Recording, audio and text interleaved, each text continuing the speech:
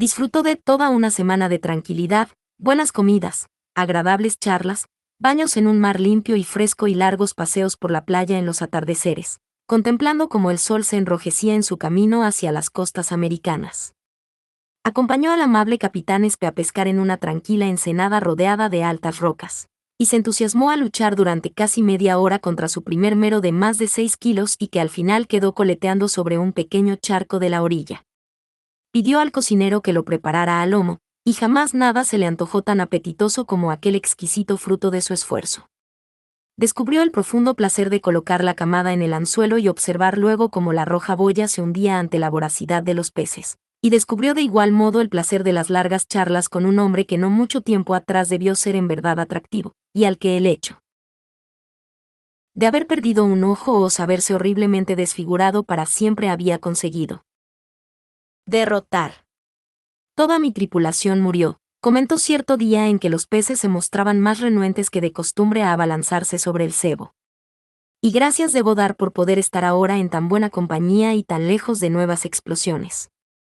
No puedo negar que he renunciado a mirarme en un espejo, pero al menos sé que sí quiero puedo hacerlo y ellos no. La guerra es así y debemos aceptarla. ¿Y por qué te enviaron a Fuerteventura? ¿No estarías mejor con tu familia? El alemán negó con un casi imperceptible ademán de la cabeza, aunque sin apartar por ello la vista de la boya. Mi familia ignora lo ocurrido, y cree que continúo en alta mar. De tanto en tanto les escribo, les aseguro que me encuentro bien, y eso les mantiene felices. Mi padre podría soportarlo, pero si mi madre me viera se llevaría un disgusto terrible, y ya es de mayor para eso. ¿Y hasta cuándo piensas mantener el secreto? Hasta que pueda.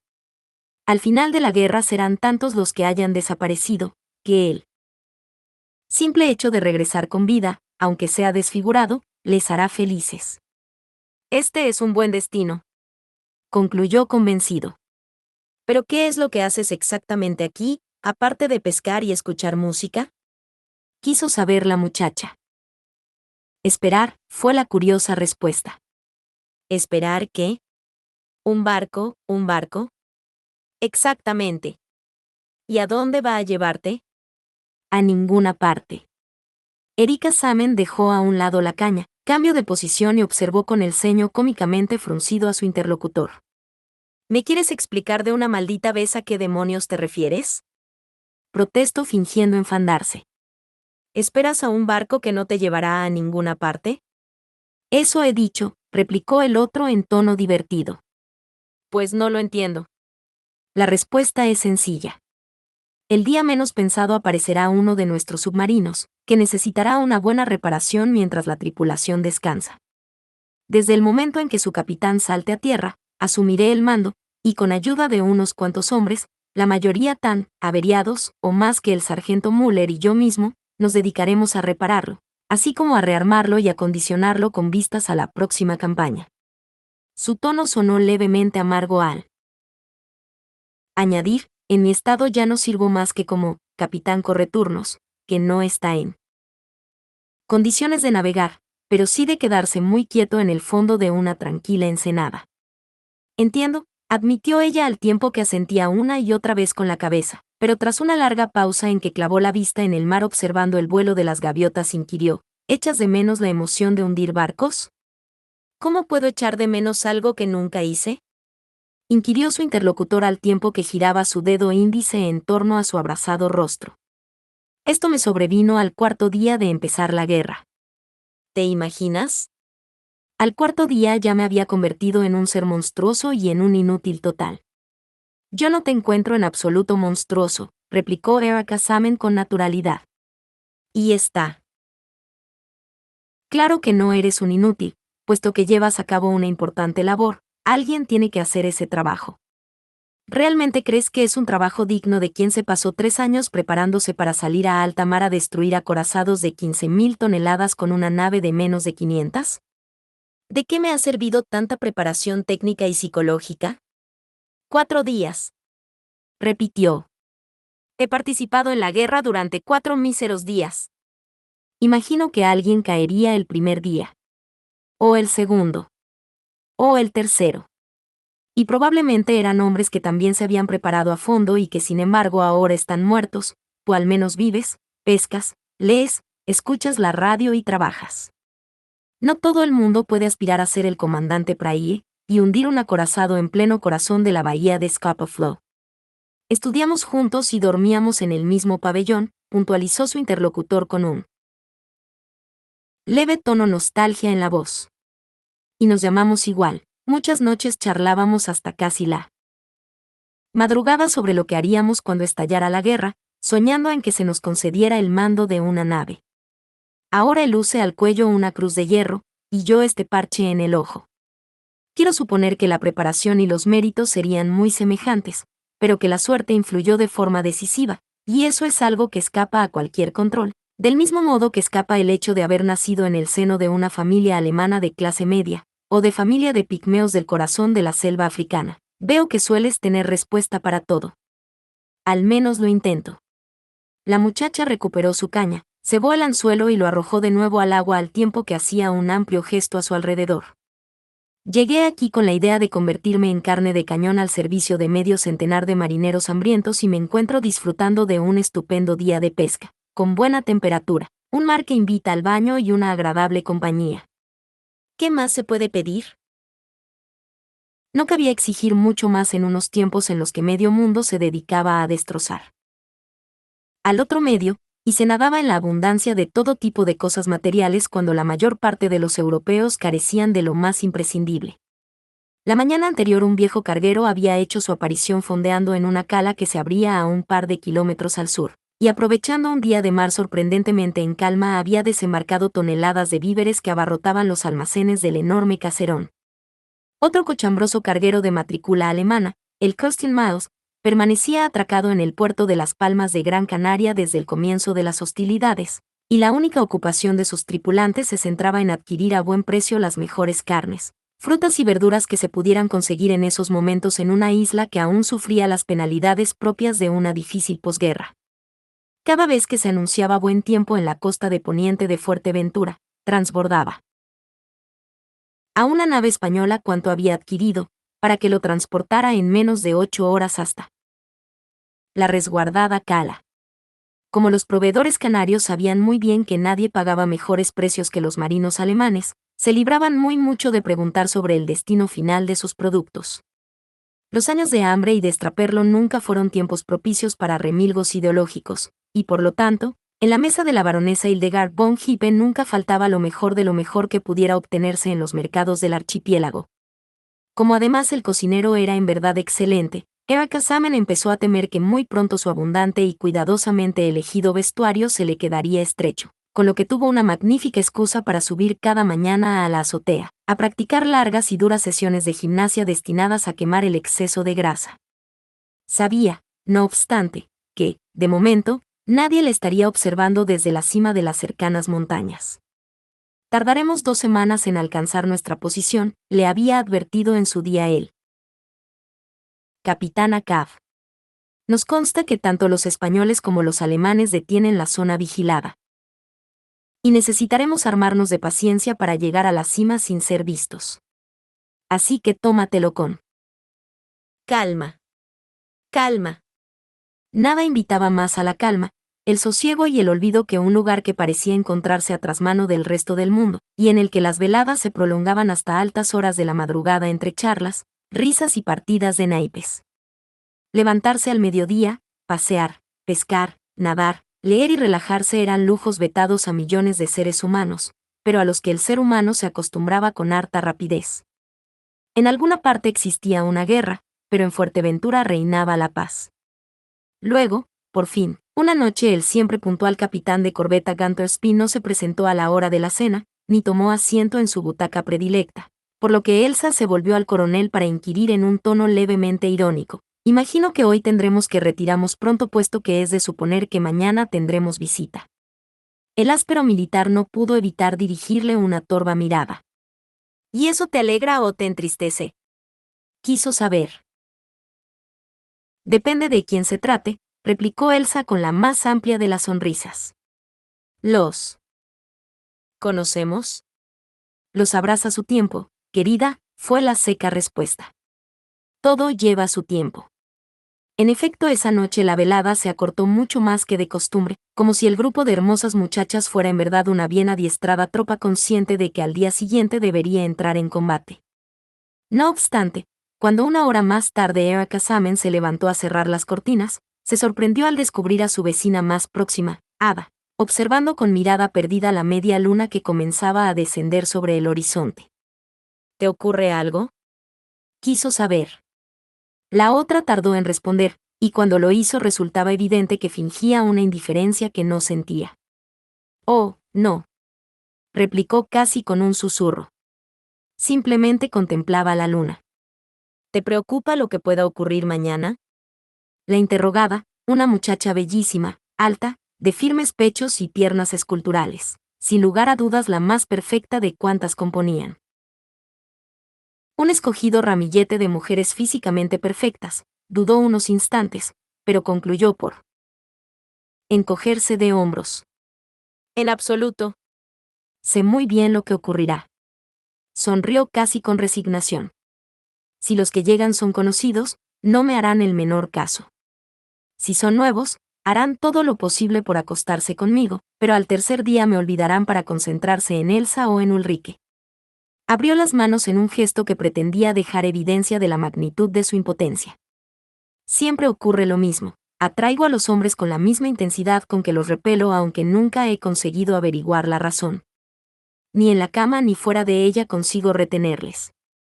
Resultó evidente que semejante revelación había dejado a su interlocutora algo más que perpleja y sin capacidad de reacción, ya que el hecho de que una criatura tan extraordinaria admitiera de forma tan honesta su absoluto fracaso personal bloqueaba momentáneamente las ideas. ¿Y a qué lo atribuyes?, fue lo único que acertó a balbucear al cabo de unos instantes. Supongo a que en el fondo soy muy tímida y cuando estoy con alguien a quien no conozco no se me ocurre nada. Sin embargo, Úrsula lo achaca a que jamás he tenido un orgasmo, y eso es algo que decepciona a los hombres, a los que por lo visto les gusta que las mujeres se apasionen, giman y griten. Pues gime y grita. No sé hacerlo, y cuando advierten que estoy fingiendo se enfurecen. Alguien me dijo una noche que tenía demasiada carrocería para tan poco motor, y creo que tenía razón. ¿Y nunca has sentido nada con nadie? Nunca. ¿Ni siquiera estando enamorada? Una vez, hace ya tiempo, creí estarlo, pero ni por esas. Me ponía nerviosa al saber que iba a verle, me encantaba salir con él, pero en cuanto me tocaba me quedaba de piedra. Hay quien opina que es que me deben gustar las mujeres, pero yo sé que no es así. Bruscamente dio media vuelta para desaparecer en su habitación cerrando tras sí las puertas, lo que dejó a su vecina aún más perpleja de lo que ya estaba. Germán durmió inquieta, despertó ya muy entrada la mañana, y le sorprendió advertir que la casa se encontraba sumida en un silencio sepulcral. Los sirvientes se movían casi de puntillas, e incluso el enorme reloj del salón principal que solía marcar las horas con graves campanadas había sido detenido y péndulos colgaban inmóviles a la espera de tiempos más propicios. ¿Qué ocurre?, quiso saber. Los invitados descansan, fue la casi susurrante respuesta de Alexandra. ¿Los conoces? Aún no lo sé. Desayunó a solas en el comedor pequeño, por lo que tomó la decisión de dar un solitario paseo por la playa en un día particularmente tranquilo, y en el que el por lo general bravío mar semejaba un espejo de un azul turquesa de indescriptible transparencia. Tomó asiento sobre una roca a poco más de 2 kilómetros de la casa y desde allí se volvió a contemplar las altas montañas en un vano intento por averiguar si el capitán Acab y su gente se encontraban ya en condiciones de observar todos y cada uno de sus movimientos. Por si era así, fingió desperezarse con el brazo derecho hacia arriba y el izquierdo recto hacia un lado, lo cual indicaría a un posible observador que de momento se encontraba bien, y tras desnudarse y zambullirse en las quietas aguas se tumbó sobre la arena a observar a las gaviotas. Sabía que había llegado el momento. El tan esperado día. Los oficiales de una tripulación de submarinos dormían en la casa mientras su barco era revisado y cargado en el fondo de alguna ensenada próxima. La guerra se encontraba ahora mucho más cerca, y al fin tenía que enfrentarse a ella.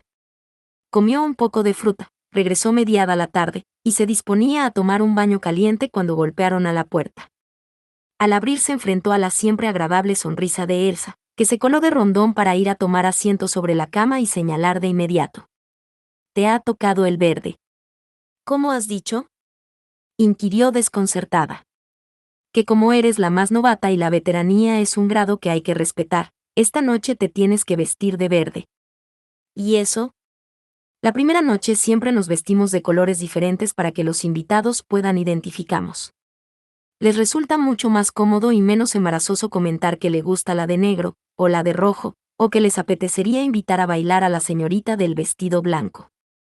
Sabemos por experiencia que suelen tardar un par de días en aprenderse nuestros nombres, y lo que importa es facilitarles las cosas». «¿Tenemos que facilitarles todas las cosas?». La otra la observó ladeando cómicamente la cabeza para acabar por sacudir alegremente su hermosa cabellera rojiza. «En absoluto. Supongo que la baronesa te lo habrá dejado muy claro y así es. No tienes que hacer nada que no desees hacer. Aún me cuesta aceptarlo. Es como un juego, querida. Un juego que a la mayoría de nuestros invitados les encanta. No quieren putas baratas, eso queda para los marineros. Quieren realizar una conquista y ganar una pequeña batalla a sabiendas que no van a encontrar una excesiva resistencia. Esta noche cenarán como hace meses que no han cenado, beberán, reirán, bailarán y se acostarán haciéndose ilusiones sobre a cuál de nosotras conseguirán llevarse a la cama con un poco de suerte. ¿Y si no tienen suerte?». La otra dejó escapar una corta carcajada. «Siempre acaban teniendo suerte, cielo. Como comprenderás, no estamos aquí para hacer que regresen al mar frustrados, y pronto o tarde acaban consiguiendo lo que quieren. Quizá no exactamente a la que quiere, pero sí a alguna que le haga pasar momentos inolvidables». «¿Y quién se encarga de que al fin siempre tengan suerte?». «La que esté más libre en esos momentos. Suelen ser 5 oficiales, y nosotras 7, lo cual significa que quedan algunas disponibles para lo que se pueda considerar un caso de emergencia. Y no tienes por qué preocuparte, Ava tarda menos en desnudarse que tú en pensar en hacerlo. Anoche estuvimos hablando. Parece ser que tiene problemas». «Lo sé. Demasiado abierta de aquí abajo y cerrada de aquí arriba. Vive con el temor a ser rechazada, y eso hace que al final la rechacen. Es aburrida en la cama, aburrida en la mesa y baila como un camello. Siento pena por ella». «También yo», admitió la otra. «Todas sentimos pena por ella, pero por más que lo intentamos no conseguimos hacerla cambiar. Como suele decir el coronel, está más buena que el pan, pero a la larga resulta igual de insípida. Incluso el mejor de los panes necesita un poco de queso, salsa, chorizo, algo que ayude a tragarlo. Lo que a ti te sobra». La preciosa muchacha se puso en pie y se encaminó a la puerta desde la que se volvió para guiñarle un ojo con picardía. «A las mujeres como nosotras nunca nos sobra nada, cielo. Todo lo que consigamos resultar siempre poco para salir adelante. La vida es muy dura y me temo que esta guerra la complicará aún más». Le apuntó con el dedo. «No lo olvides», insistió. «Tienes que vestirte de verde». Entre los muchos vestidos que Chanel número 5 había incluido en su lujoso guardarropa, se encontraba, por suerte, uno de color verde esmeralda, discreto y elegante, pero que resaltaba su estrecha cintura y su bien modelado pecho, por lo que cuando al oscurecer hizo su aparición en el salón principal, en nada desmerecía al resto de bellezas que se encontraban reunidas, exceptuando quizá la fastuosa hermosura de Ada, que constituía en sí misma un espectáculo digno de admiración incluso para los miembros de su propio sexo. Enfundada en un sencillo traje negro que contribuía, y con la remarcar cada una de sus prodigiosas curvas, larga cabellera de color oro viejo cayéndole hasta media espalda semejaba una auténtica valquiria surgida de un mítico bosque medieval, y no resultó nada extraño, por tanto, que cuando minutos más tarde hicieran su aparición 5 hombres barbudos pero impecablemente uniformados, permanecieran unos instantes como golpeados por el innegable impacto de semejante derroche de sexualidad. La baronesa Hildegard van Hepper se apresuró a hacer las presentaciones y tras una breve charla intrascendente y una copa de champán, se pasó al lujoso comedor, en el que los recién llegados se mostraron de lo más corteses al ayudar a tomar asiento a las damas. Se les advertía nerviosos. El capitán, Un hombre que había pasado ya de la treintena, delgado hasta parecer casi esquelético, y que de inmediato pidió que le tutearan y se dejaran a un lado los rangos, presidía la mesa, cargaba con el peso de la conversación, y demostraba ser verdaderamente culto en cuanto se refería a historia, música y literatura. Sus respetuosos oficiales, mucho más jóvenes que él aunque las enmarañadas barbas, la palidez en la piel, las pronunciadas ojeras les hacían aparentar más edad de la que en realidad tenían. Se esforzaban sin duda por tratarle como a un igual, pero resultaba evidente que el solo hecho de tutearle les exigía un tremendo esfuerzo. Las conversaciones discurrieron por cauces intrascendentes, hasta que Ulrike se interesó por el tiempo que llevaban en el mar, momento en que el capitán replicó con una leve sonrisa: 5 meses, señorita. 5 largos meses sin ver más que agua, cielo y a la vaca lechera. ¿Una vaca lechera? No pudo por menos que asombrarse Erika Salmon. Llevan a bordo ¿una vaca lechera? La carcajada fue tan espontánea y unánime que la pobre muchacha no pudo por menos que enrojecer avergonzada. ¿Qué ocurre? Quiso saber. ¿He dicho alguna tontería? Disculpa, querida, intervino la baronesa esforzándose por contener la risa. No has dicho nada malo, pero es que en verdad ha tenido gracia. En un submarino no queda espacio ni para un loro, o sea que mucho menos para una vaca. Vaca lechera es el nombre que recibe el barco nodriza que abastece a una nave en alta mar. Es un sencillo término de argot marinero, pero entiendo perfectamente que no lo conocieras.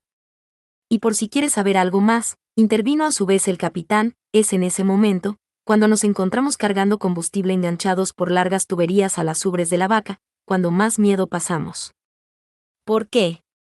Porque con harta frecuencia los agentes del servicio secreto enemigo, que pululan por todos los puertos, han sido capaces de determinar que ese barco, en apariencia inofensivo, es en realidad una vaca lechera, por lo que sus aviones y submarinos lo vigilan a la espera de sorprenderlo en el punto y el momento adecuados. Es entonces cuando aprovechan para caer sobre nosotros como un halcón sobre su presa. Nos ocurrió frente a la península de la Florida, y a punto estuvo de ocurrirnos cerca de las Azores. En la Florida nos atacaron 3 aviones, mientras que en Azores detectamos a tiempo a un submarino inglés que andaba al acecho, por lo que tuvimos que abortar el encuentro. El resultado es que hasta aquí poco menos que a remo.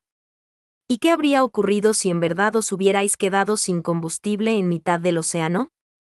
Quiso saber una impresionada Alexandra.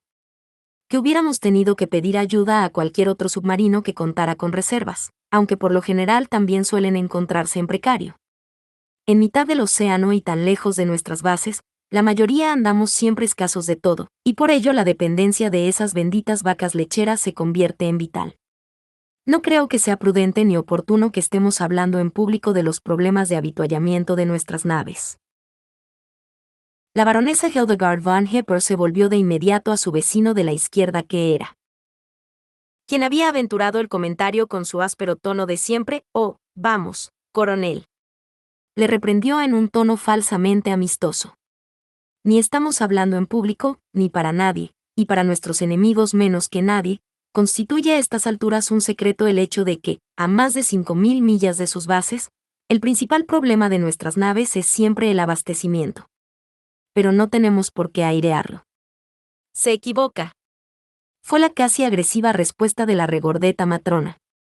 Conviene airearlo lo más posible con el fin de que el almirante Raeder escuche a Dönitz tomando conciencia de que deben existir muchos refugios al que nuestros submarinos puedan acudir, tanto a descansar, como en momentos de verdadero apuro.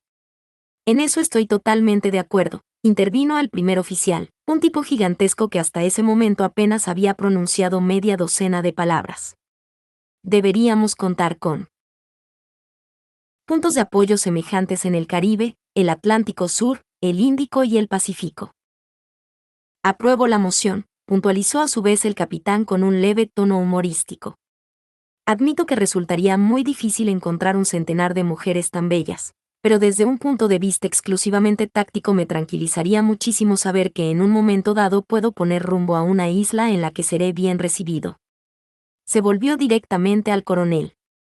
Usted debe ser un hombre de experiencia en la lucha en campo abierto siguiendo unos manuales que se estudian en las academias militares, por lo que no debe tener mucha idea de lo que significa encontrarse flotando como un corcho durante toda una semana, preguntándote si tú, vaca lechera, acudirá a la cita, o la habrán hundido por el camino. Sabes que no te queda combustible para los motores, lo cual significa que no estás en condiciones de generar energía para los acumuladores, lo cual significa a su vez que no podrás sumergirte en caso de peligro. Agitó la cabeza con gesto pesimista. En esos momentos no conseguirías evitar ni que una simple gaviota se te cagara en la gorra. Es duro, se lo aseguro, concluyó convencido. Muy, muy duro. Todo en la guerra es duro, fue la seca respuesta. Evidentemente, admitió su interlocutor. Pero de la misma manera que la Wehrmacht exige unos tanques cada vez mejor blindados, y la Luftwaffe pistas de aterrizaje para casos de emergencia o aparatos más rápidos, la Marina debe exigir mayor seguridad para una flota de submarinos que se encuentra desasistida en un territorio, el océano, que ha sido considerado desde siempre el feudo de nuestros enemigos. ¿Y de qué nos servirá conquistar Europa si nos vemos obligados a encerrarnos en ella? En cuanto desembarquemos en Inglaterra, ¿los océanos también serán nuestros? ¿Y cómo nos las arreglaremos para cruzar el canal, si cada uno de nuestros buques tiene que enfrentarse a 5 enemigos? ¿Ha calculado a alguien la escabechina que puede producir un solo crucero pesado inglés en un convoy de tropas de desembarco? Millones de bravos soldados se ahogarían antes de que uno solo consiguiera poner el pie en las costas de Dover. Eso resulta evidente, admitió de mala gana el coronel. Y por ello me consta que la Operación León Marino ha sido postergada.